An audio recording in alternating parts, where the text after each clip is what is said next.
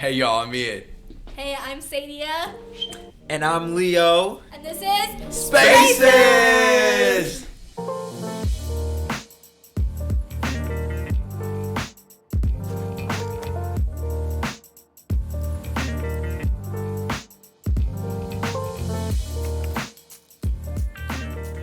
Hey guys, welcome back to Spaces. Today we're going to be talking about depression and anxiety. So it's going to be a little more serious, but definitely I'm going to hand it off to Ian because he speaks better than I do.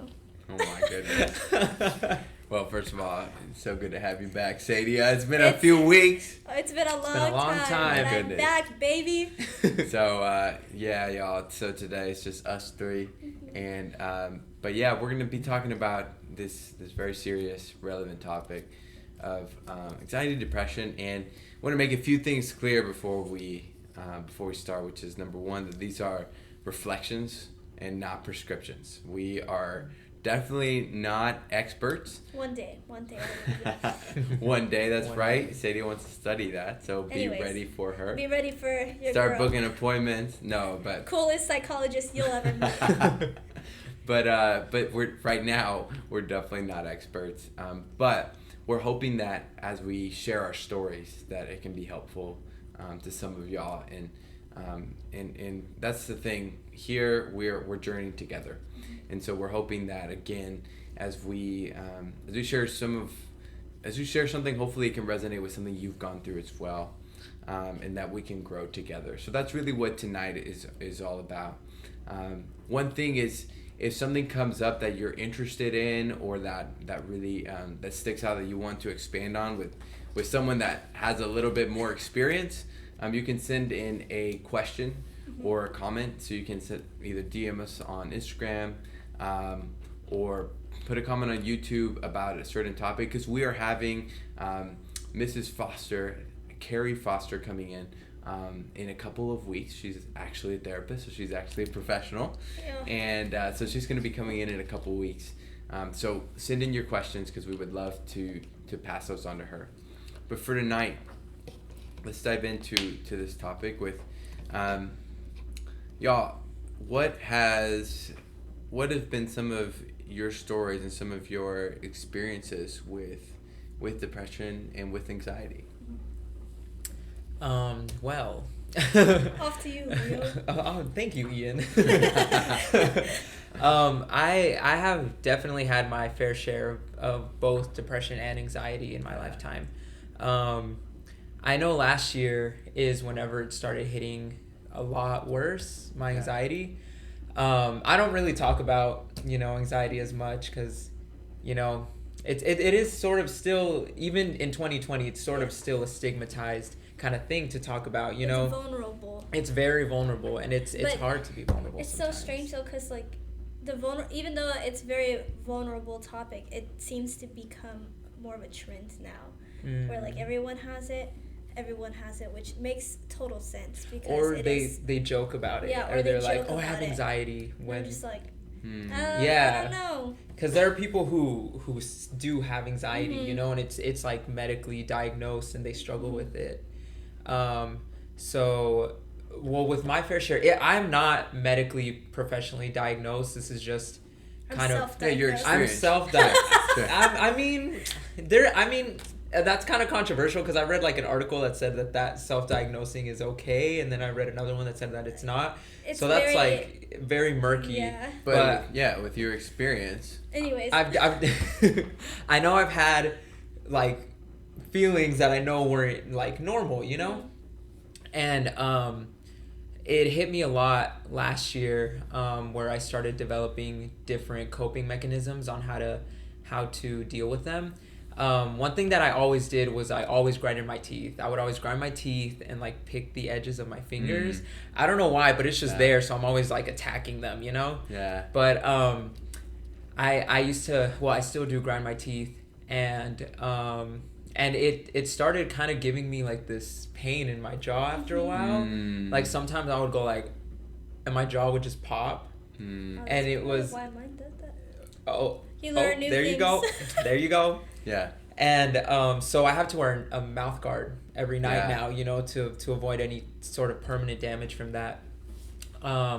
But one thing that I did want to kind of open up about, which is something that I don't really talk about, Sure. and I actually just told them like right before we started recording, is that last year I went through like a small, I went through some substance abuse. It wasn't anything super serious, you know, it was just something easy, something discreet. But it was definitely addicting. Yeah. And I didn't think it was going to be as addicting as it was. You know, I tried it for the first time and I was like, oh, this is not going to No happen big deal. again. Yeah. Yeah, it's like a one-time thing. And then I started doing it more and I started depending on it more. And every time, you know, my hands would start sweating and feel cold out of nowhere, or I would just feel like, you know, like the weight of the world was just falling on me. I would turn to this and I would use it to feel anything that wasn't that feeling that I was feeling at the To moment. kind of numb it, make it go away. To make Yeah. it go away. And Yeah. and it was quick, you know, and it didn't even last that long. It was like probably like 5 minutes and then it was gone. And after a while I just did it so much and I spent so much money towards that addiction. And it reached a point where there isn't really that much research done on the long-term effect of what this thing could do, but it came to the point where I tried to train to be a lifeguard, and I remember we had to dive deep down all the way at the bottom of the pool to Sure. pick up a brick, you know, and I couldn't even hold my breath. Like I couldn't hold my breath for more than 5 seconds. I would go down and I would have to come back up because I felt like Yeah. I was drowning. Yeah. And that's not something that I usually felt, you know? So I knew that this thing was harming me Yeah. physically. And, you know, it sucks because in those moments you can't really, like, blame anyone else because you're kind of the one who gets yourself into those situations. I knew that I was the one who got myself into that situation. And so it was very, very hard to overcome. So I kind of just went cold turkey, you know, just didn't even think about it, didn't even try it again. And ever since then, I started using other ways to cope, which with everything that leaves, something always comes Sure. to take its place. So like I started using music to cope, I started using movies, TV, you know, just like everyday things. Yeah. But I consumed it so much that I felt like it was the same as that same addiction. And like still to this day, you know, sometimes my hands just start shaking out of nowhere and I'm just like sitting alone in my room. It's not even cold. And I'm over here like an old man, like, where's my phone? Like I need to listen to music to kind of not think about that in the moment. And that's been my experience with that.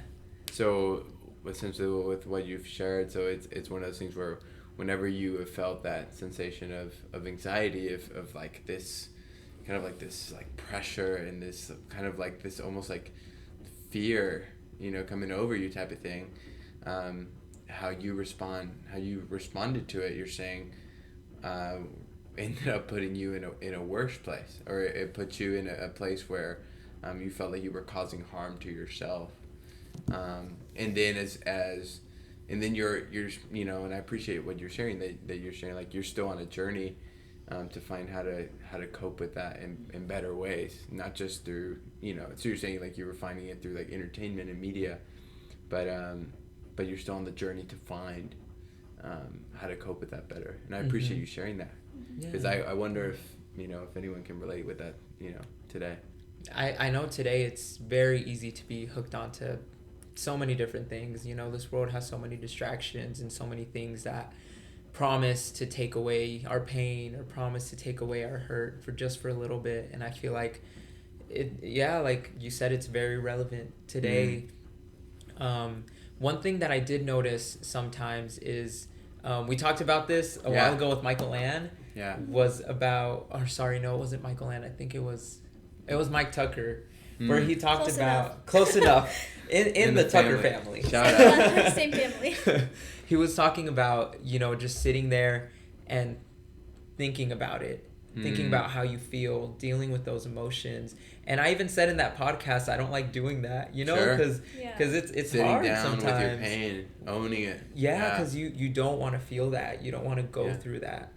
And so I find that on some nights whenever, I'm not able to sleep because, I get sweats and I get really cold. I find that if I just lay there and I turn off my phone and I just kind of sit there and just be alone with my thoughts, like it could be 4 a.m, but Yeah. I would still try to keep myself awake to deal with it. Yeah. Not numb it Just to be anymore. present. To be present in that emotion. And I find myself whenever I do that, I wake up the next day and I feel like a weight has been lifted. I feel like I'm still dealing with it, And, like, but a little bit of clarity. there's a little bit of clarity there. When you have the courage to just sit with it. Yeah. Own it. And that's what it is, Yeah. courage. Yeah. It's hard, at least me personally. I don't know about Yeah. other people, it's hard for me to have that courage to be there alone with my thoughts, But that's something that I want to start kind of exercising a bit more to cope with those certain feelings.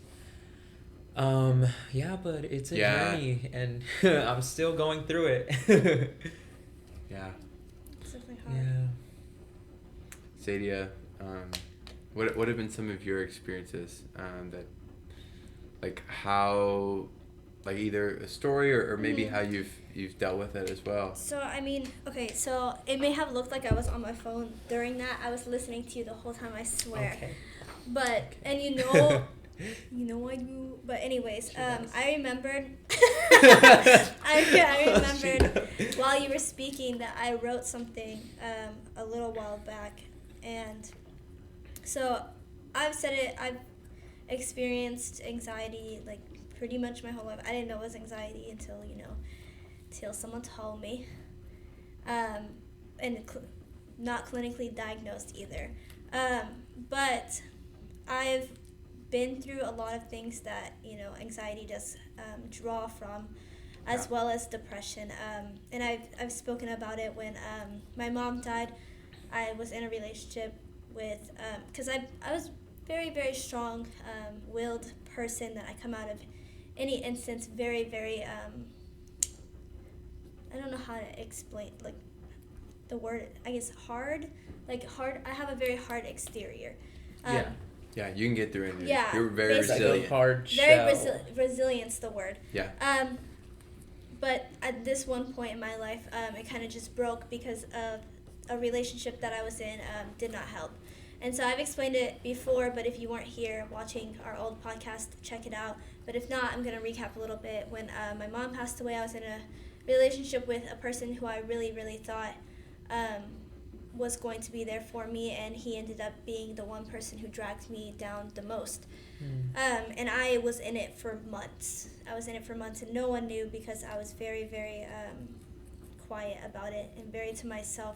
But I remember writing something because to me, before my mom passed away, for me to get my feelings out, I could write down anything all the time. But then after my mom passed away, it was kind of like writer's block, but it was more of I was afraid to be vulnerable with myself because I was afraid of breaking more than I already had been broken. And so for me to do that, I had to write stuff down intentionally and kind of say it out loud, because if I said it out loud, then, which is a scary thought, especially if you've been abused or if you have anxiety or mental illness at all, it's very hard to say it out loud, because once you say it out loud, it's kind of, it becomes real. Because in your mind, it's just in your mind. And so once you say it out loud, you're like, dang, that's real. This actually happened. Yeah, this actually Yeah. happened. Yeah. But also when you say it out loud, it doesn't have control over you anymore, because you took the words from your mind and you said it out loud, and that was you doing that. That wasn't anybody else. And that wasn't the thing that happened to you, or the thing that was going to happen, anything like that. So anyways, back to my story. I was writing this, and when I started writing it, when some of that happened, and then I got better. I still struggle a lot, like every single person does. It's a continuous journey, like we like to say on here. It's a continuous journey, and there are worse days than others. But it came to the point where I think it was last year. I was still struggling because I was going through a lot of stuff again, but I was struggling with my friend who was also depressed. And you know how, okay, so it's a scientific fact that people with Tourette's are not supposed to be together, because Tourette's is basically involuntary spasms that certain people have, and in most instances, but in some, I could honestly be butchering it, and like we said, we're not professionals, but they have tics. And so one person with Tourette's in the same room as another person, they have two different tics, and they start developing each other's tics. And it's the same thing with mental illness. It's the same thing with depression. So my high school / college psychology classes taught me. But people with depression, if you put them in the same room together, they're going to be depressed together. They're not going to make each other better. And so, but me being the friend that I am, I decide that, I've been through a lot, I can help a person. But it got to the point of they didn't really want to help themselves, and so I can't do anything. And so I started writing this thing because my friend tried committing suicide, and I had to basically talk him from the ledge like twice. And it was very rough. It was a very rough time, especially when you're going through something yourself. And so I wrote already going through something. Yeah, I was already going through something, and then this person, tried to commit suicide and called me instead of anybody else, of which Lord knows why. And then I talked him from that. I drove almost an hour and a half so that I could talk him from a ledge. And so I wrote the rest of this about this one person, but I'll only read maybe like the ending of it. But this is basically what people feel when they're depressed, or a feeling of shame. And don't judge me too hard for my writing, because I'm not an English major. You're good. Anyways, You're good. So I'll get to this point of, you may be thinking, what the heck is this girl even talking about? All she does is ramble on about some weird stuff that no one really cares about, but I assure you that's not it at all. I say that we are all broken because we've basically seen hell at some point in our lives. And I'm not saying like literal hell per se, but it could be anything, right? I mean, some people, it's when their dog dies, or other people, it's when they drop their ice cream right after they got it, which is depressing. But, and for others, it's an everyday occurrence. It's when they wake up to screaming in their head, telling them things that they shouldn't be told. It's when they can't breathe because their head is being pushed under the sound of everyone else's whispers. Some people say drowning is only when you inhale water, but for others it's inhaling life, and no one can truly explain how being on this earth is a whirlwind of beautiful destinations and contagious people, how they can just laugh at such imperfect comedy and be content in a life they think is worth living. How easily people can fall in and out of love or be stuck in a cloud of euphoria. So basically what I'm saying there is, like, for some people, depression or being sad can mean a whole different thing than other people. And for people who are depressed, they don't see out of it, out of their clouds. They don't see how other people can be happy with such an imperfect life, or with being an imperfect person, basically. And then I continue. Personally, I just don't get it. So I sit here living in a precarious state of just being and wondering what it would be like to not feel doomed, to not feel an attachment to the feeling of dejection every single day of my life. They call it so many names, as if I can be put in a box filled with hundreds of other people just like me, cemented to the labels and drafted for battle. But do I even have a fighting chance against the appearance of equanimity? Sometimes it's harder to speak than to just be, and other times it's better to not be at all. But let's not get too cynical. Let me talk about a minor inconvenience, if that will help you feel a little more comfortable.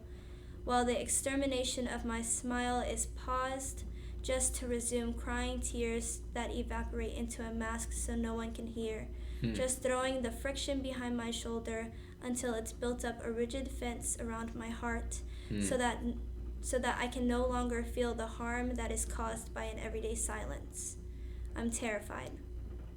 Terrified of being alone, but being alone is the only cure to a restless home, and there is more at stake when playing a friendless game, like the taste of serenity and the beauty of majesty, but there is no tranquility in my line of reasoning. So I will just let my dreams swallow me whole, because that's the only way that seems to be. Anyways, so. Oh, yeah. Wow. I mean, there's more to that, but Sure. basically, that's what people really, really feel when they're in that state, and that's what I felt, that's what my friend felt, that's what my brother had felt. It's an everyday battle against something that you truly feel that it's not winnable, basically. But I'm a living testimony of, like, it's really seasonal. And it's so cliche to say, but some seasons last longer than others in different people's lives, and some storms rage on harder than other people have to deal with. But there's always a calm to the storms. Yeah. And so from my experience, I'm assuming what we've all been through, even though it's not the same, and it may not be as harsh as most people think, but there is always hope at the end of, or there is always light at the end of the tunnel, basically. You just have to keep walking and get to the end of the tunnel. You know what you just shared, what that makes me think of is just that, you know, if you're in that place right now, that you're not alone. That's the first thing that you need to know, is that if you're there, that you're not alone. You're not alone. And I appreciate y'all's courage to share your stories and where you're at, because I think it reminds all of us that, like, we're not the only one that's facing this, that's going through this. Oh no, go ahead. Sorry. Yeah. And right now it's even more prominent with life changing so drastically this past year. And then even cultural wise, some cultures believe that it's product over person instead of person over product, which I believe that it should be, which technically means that a person is only perceived in the success or failure of what they conceive. Like their value is judged is off what they produce. Exactly, which I don't agree with at all. But for a lot of people, they feel that, and even if there's a consistent telling of, oh no, that's not what this is at all, they still feel the pressure of that, which causes anxiety, and anxiety always comes with a form of depression. It may be seasonal, it may be very slight and mild, but it still comes with a form of depression, or depression characteristics, because anxiety is formed by a lot of different ways, and sometimes it just gets to the point of you just really, really feel like you can't get out of it, which is a whole different thing.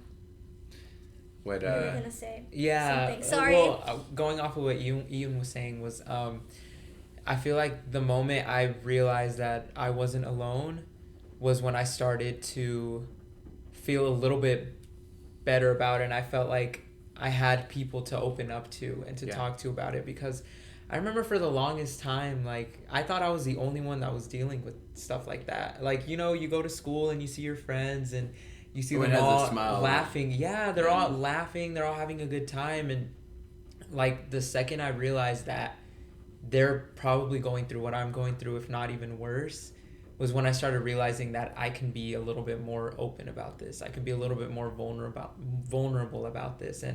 And, you know, it's okay to feel these things sometimes, you know? You just have to get through it. Yeah, and what you were saying about... I saw your eyes, you were like... I said. About your value, I feel like... at least in, like, the Hispanic, like, household, I feel like... I don't know if it's like this with everyone, but I feel like in the Hispanic culture, it's still not, like...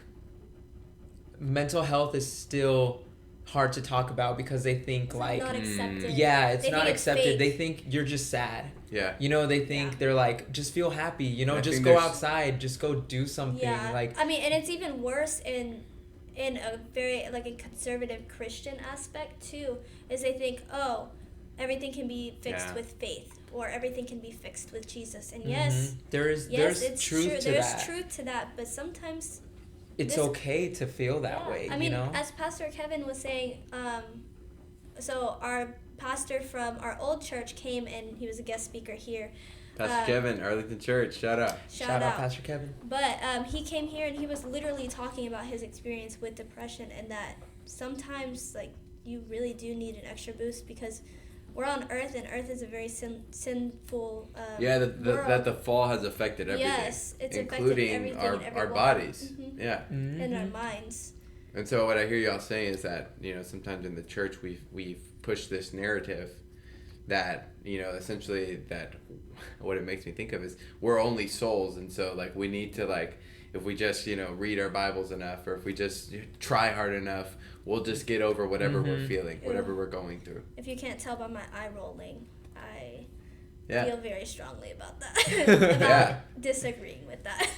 You know, that brings to my mind, it really brings to my mind what y'all were sharing, and then what that specific point, it brings to my mind,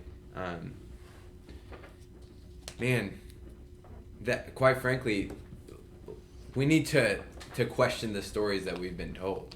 Mm-hmm. We really need to question the stories that we've been told, especially for those of us coming from this like background of faith. What does God, like whenever we look at God as a person, you know, if we were just imagining God, you know, sitting with us on the other side of God. the table, Hey, God. right? Like what, and maybe you can imagine yourself wherever you are. If God were to look you in the eyes, Mm-hmm. and for some reason you decided, you know what, I'm just gonna be a little crazy enough to just tell him everything that's in my heart with all the details, Maybe just a little crazy. right? You know, Mm-hmm. how would his face look like? What would he feel towards you? What would he say to you? And I think unfortunately a lot of times we feel like God would come with that condemning voice. God would come with like, why aren't you trusting me enough? Or God would come with, you know, all these things that maybe we've seen from the churches in our lives. Yeah. Or we've seen from Christian figures. Or that we've seen from people that, you know, aren't really educated on the topic, but don't say that. We're not educated, but we are saying, we're saying we're not experts. We have no Just idea okay. what's going on. We're sharing common humanity. This is our experiences, our Yes. stories. And so, but you know, Yeah. and so that what if sometimes that puts in us a picture of God, and when I go into Scripture, I'm really comforted because I see a different God. I see a God that is so much different than the one that I thought I knew growing up. Because whenever I look at Scripture, if I look at the Psalms, I was sharing with you guys a little bit ago. I'm just gonna I went through and I labeled some of the things that I thought, like I was like, oh wow, this is kind of relevant to this, and Kinda it's like crazy, man. right. So we have David, right? David writing the Psalms. If you're not familiar with David, he is. Bless you. Bless you. Thank you. If you're not familiar with David, David is nothing short of a legend in the Hebrew Bible. His influence is all over it, and so many of this book called the Book of Psalms, which are really songs and poems, are things that he wrote. And if you just listen to this, it's like, give me relief from my distress, have mercy on me, and hear my prayer. Listen to my words, Lord. Consider my lament. Hear my cry for help, my King and my God. To you I pray. What does lament mean? Lament is like a sad song. It's like I'm singing this depressing song over here on my guitar. Dang, he's singing the blues. He is singing the blues. He That's is it. the blues man. Oh my goodness. Look at this. My soul is in deep anguish. How long, Lord? How long? I am worn out from my groaning. All night long I flood my bed with weeping and drench my couch with tears. My eyes grow weak with sorrow. They fail because of all my foes. Have you been there?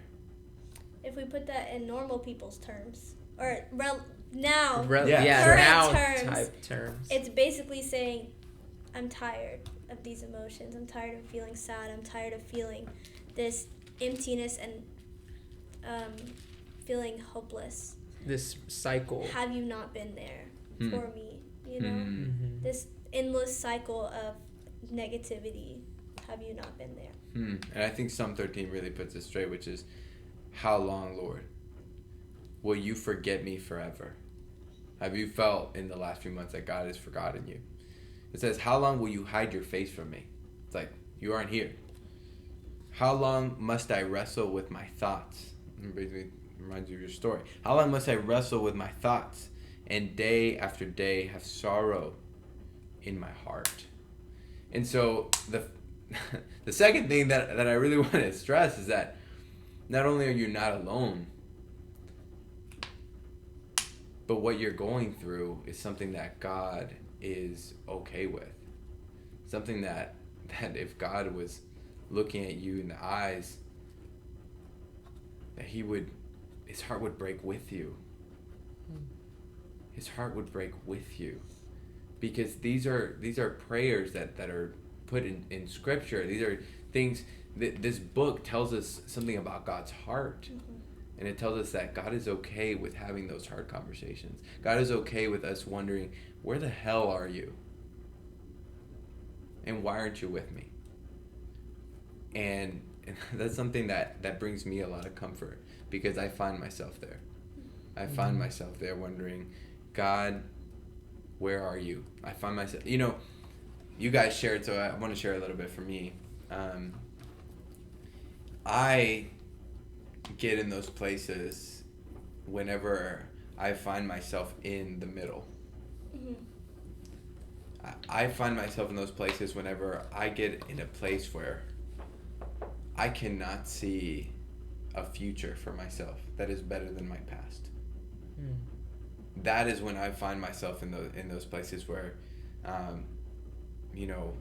where I would say what I call depression, which is I cannot see a future that's better than what I am feeling right now. It's like, can I even go on right now? And it's when I'm in the middle of this story, right? It's in the middle, and something that reminds me, something that helps me picture this is this quote. It's by Margaret Atwood in her book Alias Grace, and it's, when you're in the middle of a story, it isn't a story at all, but only a confusion, a dark roaring, a blindness, a wreckage of shattered glass and splintered wood, like a house in a whirlwind, or else a boat crushed by the icebergs or swept over the rapids, and all aboard powerless to stop it. It's only afterwards that it becomes anything like a story at all, when you are telling to yourself or to someone else. And what I hear saying is, when you're in your story, when you're in the middle of that feeling, it's like you're on a boat, and if you've ever been, like on the ocean, right, and you cannot see land. You cannot see where the heck this ship is heading. And you're like, and it's rocky, and it's windy, and it's dark. And it's like, I don't know if I'm ever going to get off of this. And the hard part is that stories, we don't see them, and we don't see their meaning until afterwards. And I can, if I'm going to share something, how I've experienced that in my life is, I remember in college, I went through a season where I went to that place where it was really for the first time in my life where I could say, like, I really felt depressed. It didn't feel like like I had a future. And I went through a really difficult disappointment. And The great disappointment. the great Great Ian Adventist disappointment. reference, yeah. And it really, it was just dark, and it just felt like, how am I gonna get through this? And it was only, and the story didn't make sense to me at the time. As I've looked back, having gone through that season, it's only afterwards that the story has made more sense to me. And that's the hard part about it. It's only afterwards. Because when I was in that place, I didn't think that I could get out of it. But if I'm just going to be real with y'all, that's where God met me. And he met me not by fixing my problems all at once. Because I'm telling you this story 4 years removed from that point. He didn't meet me in my problems and make it go away immediately. There was a sense that it's like, God, how long? How long am I going to be in this place? But he met me by giving me the perseverance to just not give up. To just keep going one step at a time. One step at a time. That's kind of what David says here. In the same Psalm 13, he's like, but I trust in your unfailing love. My heart rejoices in your salvation. Where it's like, God, I don't know where you are, but I choose to trust in your character. I choose to trust that you're too good to leave me here. Your love is too good to leave me in this place. And I can truly say, through people, what comes to my mind is like my mom cooking me breakfast when I didn't even want to get out of bed. If you didn't know Ian's a very big mama's boy. It's true. It's true. Big. And I love your mom. And mom, Shout out to Mom. and she Ian's made me mom. breakfast. Miss Ian's mom. She made me Miss these Ian's mom. delicious eggs, and anyway, point is, she would so like literally, I lived at home during undergrad, and she would help me just get up in the morning, or friends that encouraged me through, or reading these Psalms where it was like, I'm not alone, and just like a little step at a time, that God helped me not to give up. And at the end of it, I look back and I'm like, wow, I grew in that place more than any other season of my life. I'm a different person now because I walked through that. I'm a different person now because I went through that pain. That actually was God. That wasn't the end for me. That wasn't the end of my story. It was just the middle of it. And that chapter ended for me. And that chapter ended in victory. That chapter ended in me becoming someone that I never thought I could become. Becoming more courageous than I thought I could become. Having more joy than I thought I could ever have. Having more peace than I thought could ever. Being more human. Before that, whenever people would go through things like that, I couldn't relate with them. I was like, yo, just read your Bible. Like, God wants to give you peace. It's like, Yikes. Leo, for God so loved the world, Leo. Have you ever seen those memes? It's like those memes where it's like, oh man, I keep going through something. It's like, man, why don't you just go around it? Yes, I know what you're talking about. Those That reminds TikToks. me of, You know what I would have Like told you, Leo? I would have told you these little cliches like, Leo, everything happens for a reason. Oh my goodness. Say to you, God will work it out for good. I would tell you, the best is yet to come. God has good plans for you. Those Walgreens card Yep. type sayings. Exactly. And these are all good, often true things, but they wouldn't be entirely helpful than just saying, Leo, you know what? I've been there. And you know what? At the end of going through that season, I can say, you know what, Leo, I have been there. I have been there. And I know that if you don't give up, I know that if you rely on God, He's going to get you through it. And that's the same thing that I would tell anyone is, I don't know what you're going through. And you might feel like you're in the middle of the story, and you might feel like you cannot see the end. But if you just won't give up, if you will just trust in God's character and His love, it's going to be okay. You're going to make it. That's been my experience. I don't know if you guys have any comments or anything from that. I did have a Yeah, comment. yeah. My Yeah. voice cracked a little bit. Anyways, Puberty 2020. puberty, it's coming back. What you were saying about whenever you were in that moment, you felt like you would never be out of it. Yeah. But now that you are kind of past that a little Yeah. bit, you can kind of look back and see that there was a way out. Yeah. Or at least that you were able to overcome it. And I feel like for people who are going through that right now, it's hard to gain a different perspective than what's going on, because you know it's your everyday life. You wake up, you feel that way. You go out with your friends, but you feel like you're not really there with them. You're just in a room full of people, but you don't feel anything. You know, Yeah. it's like you're living the life of a zombie. And Wow. I've definitely been there before. You Yeah. know, it feels like you're literally just watching yourself. Like your life is a movie, and you're just standing back, just watching it all happen. And it's hard to get a different perspective, because you do think that it's going to be like that forever, just because it's been like that for years, and it's been like that for months, for days. I don't know, it's different for everyone. Yeah. But if you never went, like for you with your experience, Yeah. if you never went through that, you wouldn't be the person you are today. Exactly. That going through that, it changes you, you know. And I feel like sometimes it changes you for the better, sometimes it changes you for the worse, but I feel like that's up to Ooh. you on how you're able to get through it, and how you're able to cope with it in healthy ways, and how you're able to look at it in a different light. And like I said, it's hard to do that, you know. Yeah. But it's what- something that yeah. it's something that Ian likes to say that I've adopted. Yeah. I'm taking it and it's mine now. Okay. But, Yeah. Trademark Ian. He said to me one day, he's like, it's not the good or the bad that makes you who you are. It's how you deal with the good or the bad. And your perseverance and resilience and everything that make you truly who you are. And, you know, stuck with me for the rest of my life. So, Yeah, it sticks 'cause with you. what I hear you guys saying is like we can't always control finding ourselves in the middle of stories. Mm-hmm. And I think maybe you're in the middle of a story right now.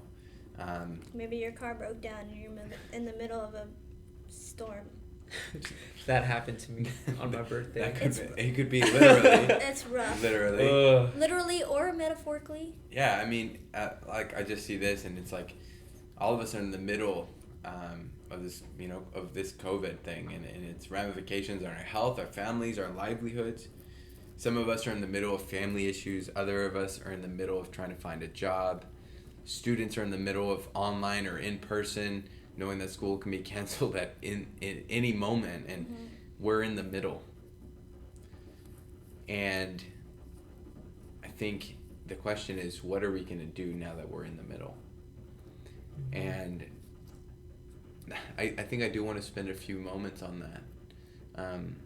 You know, we've shared our stories, and what do we do when we're in the middle? What do we do when we find ourselves in these places and we can't see forward? You know, based on your lives, on your experiences with God and your journeys, what are maybe either some little things or what is something that we can do when we're in these places to move forward or to, like you're saying, Leo, these things can either make us or they can break us. Mm-hmm. And so all of us, we can't choose it all of the times, the situations that we're in, but then we have to take ownership and take responsibility for how we react to it. And so what do we do? What is a good way to respond, rather than how maybe society teaches us to respond, which is let's just distract ourselves, or let's just, you know, forget about it, or let's just, you know, try to do these things that help us in the moment, but in the long term leave us in a, like you shared in your story. So what do we do with what do we do as followers of Jesus in this difficult time? How do we respond to this? I wish I had an answer for that. Yeah, I no. We're not really wish professionals. I did. That's a great. Okay. Because I know for everyone it's different. You know, everyone has a different remedy for what they're going through. I mean, and for every situation too. Sure. Because like I know I deal with Mhm. certain situations very Sure. differently in every single different way. but at least for me in my personal walk, just let it happen, you know. Don't, and by what I mean by that is Yeah, clarify. don't let it happen. Just feel the emotions, you know, just whatever you're feeling, whether it's sadness, whether it's happiness, like don't try to distract yourself from it. Don't try to numb it. Don't live as a zombie, like don't you're saying. live as a zombie. You have to give yourself that time and that space to actually sit down and deal with these emotions. And I wish I could tell you how to do that, because like I said, everyone deals with them differently. Yeah. But just Yeah. sit there and just feel it and let it happen. And don't try to cover it up, you know. Don't try to put a Band-Aid on it, you know. And putting a Band-Aid on it is like Putting a Band-Aid on a broken leg. yeah, exactly. You know, if your bone is sticking out and you're like bleeding all over the place, you're not just gonna be like, oh, But that there we go. You're the good. My Little Good to Pony go. Band-Aid. Mm. Or the Hello Kitty ones Oh too. my gosh, yes. But I would say going off of that, just I encourage people to, I know it's something that helped me, because sometimes it's really overwhelming, dealing with your feelings and dealing with certain things that are going on. Yeah. I would say do it in little tiny spurts. Spurts. Anyways, little tiny fragments, just because sometimes it can get really overwhelming. And I know something that's worked best for me is like, it's okay to be distracted every once in a while, but you do need those moments of those little depressive breakdown moments to find clarity and in what you are doing and what the situation was. And then you also need that time to find healing. yeah.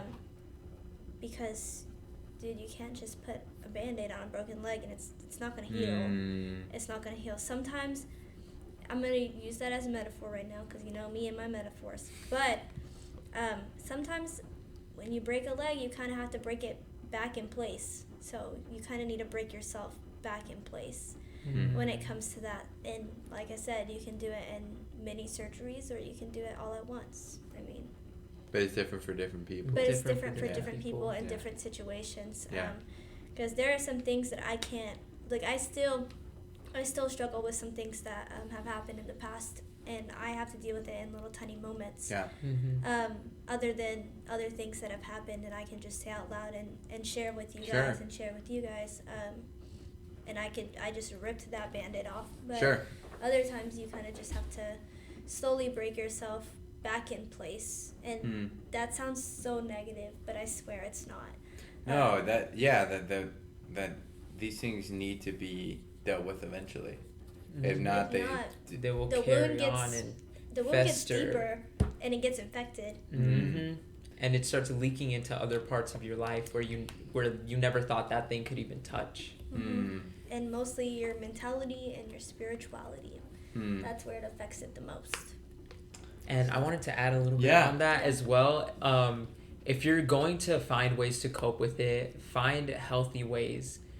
And that's anything that's not doing any harm to yourself, any physical harm, anything like that, because that will, in my experience, it only made it worse. And it brought out even worse emotions, and it brought out even worse things that I was trying to avoid. So try to find healthy ways to cope. And I don't really know that many healthy ways to cope. Yeah, you're still on the journey, I'm but still you're on saying, the journey myself. hey, we need to find that together. We need to find some healthy ways to cope with And that. I know a good way is to talk about it. Yeah. You know, talk about it. Find someone that you can trust, someone that actually listens to you, not that gives you those, you know, Walgreen card, like, you Yes. got it, bud, hang in there. You know, Leo, Like- to play off that, one of the things that has helped me tremendously is talking to healthy people. Yeah. And so whether, I'm just going to be real with y'all, my counselor helps me a lot. He helps me so much because that's a safe space. And so I'm going to say that because so many times it can be like taboo, but no, if you can, find someone healthy. Maybe you know, you don't want to go to a counselor, but maybe your pastor is a healthy person that can help you through that. Or maybe, you know, there's someone else in your life. Yeah. If you don't have someone in your life, DM us. We can talk. We can set something up. But seriously, finding those healthy people that maybe do know a little bit more, that maybe have gone through those things. Especially because I feel like a lot of us haven't been trained to deal with this in healthy ways, and it hasn't been modeled in our families. Oh, heck no. What is modeled in our culture is numbing, trying to forget about it, and then it comes up later. What's modeled in our culture is hurting other people, taking the wound and then going and wounding someone else. Yep. So taking your pain out on other people. Taking your pain out on other Hurt people. hurt people. We can't do it alone, so we need to talk to people who are healthy and can help us through that. And so that's something that has helped me a lot. But honestly, I would be a fake if I'd be doing disservice, honestly, if I didn't suggest this as well, this is something that has helped me a lot, this is not to offer the cliche Walgreens card, but this is to say that I think Scripture does tell us and offer suggestions for when we're in these places. And I think God wants to meet us in these places. And I think one of the ways that he does do that is by an example that David gives us. Number one is, and this is kind of based on Psalm 6, and it's number one, be honest with God. Tell him about what's going on, about your need. Don't leave out the details and the messy parts. He can handle it. Like, that's the first thing is just be honest with God. If you don't have anyone to share with right now, you can share with God. You can be real with him. The second thing is ask God for help. Ask him for help. You are not alone. You are not alone. There is hope. God is still present, even in these difficult times. Ask him for help. And number three, even if you don't feel it or none of your circumstances have changed yet, take a step of faith and express your confidence in who God is. Thank him for his promises. Praise him for his character of love. And if you can't think of anything to say, just read the Psalms. Just pray David's prayers, because it's what God has given us to help us know that we're not alone in those places of pain and that he is with us. Yeah, and if you don't believe or you're new to believing, take it one step at a time, man. Yeah. Take it small, steps at a time, because if you don't start anywhere, then you're not going to start at all. Absolutely. Start somewhere. Y'all, thank you so much for being with us, for having this conversation with us, and we love you. And if you have any comments or any questions that you want to talk about, we're happy to continue the dialogue. And we will have an actual professional Yes, help us with absolutely. the dialogue Absolutely. later. Give you some solid Actual medical solid. advice. Disclaimer, like we said, this is our experiences. We will continue to say reflections. that. Yeah, this is our own experience. Absolutely. But we hope it was helpful, and know that we love you, and we'll see you soon.